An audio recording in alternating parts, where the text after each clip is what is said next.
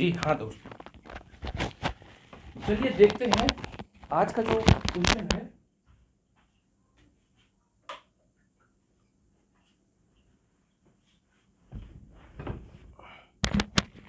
Hello दोस्तों, आज का जो प्रश्न बनेगा देखते हैं। प्रश्न दिया गया है विज्ञान से संबंधित, और जो आप लोगों के अक्सर प्रश्न आते हैं उसी प्रश्नों को रिपीट किया गया है। ठीक, किसी भी कंपटीशन में यदि जीव विज्ञान के प्रश्न आते हैं तो आप लोगों को लगभग यही मिलेगा, जो रतौंधी या vitamin K, vitamin A, vitamin B, vitamin C, ये जो मिलना है। चलिए प्रश्न क्या दिया गया है, रतौंधी निम्नलिखित में से किस विटामिन की कमी से होती है। तो रतौंधी यदि होती है तो विटामिन ए की कमी से होती है। ठीक, आप देख रहे होंगे विटामिन सी की कमी से स्कर्वी, विटामिन के की कमी से रक्त का थक्का न बनना। लेकिन विटामिन के की कमी से रक्त का थक्का न बनना, आप समझिएगा जरा। यदि रक्त का थक्का नहीं बनता है तो अगर बोले कि कौन सी विटामिन से है तो के विटामिन है, लेकिन यदि कहे कौन से तत्व से रक्त का थक्का नहीं बनता तो आप कहेंगे कैल्शियम से। फिर इसके बाद कहता है कौन से यौगिक, तो यौगिक आपको लिखवाया गया है फिटकरी।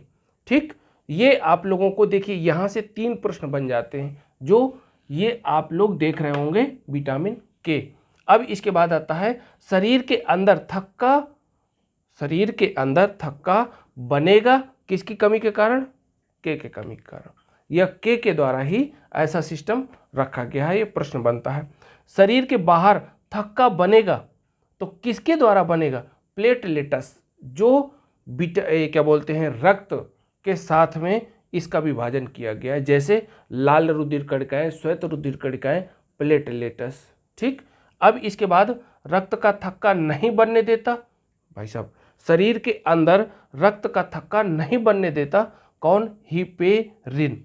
हिपेरिन नामक ये ऐसा है कि जो विटामिन के साथ साथ यह शरीर में रहेगा, तो जब हिपेरिन करता क्या है कि थक्का नहीं बनने देता।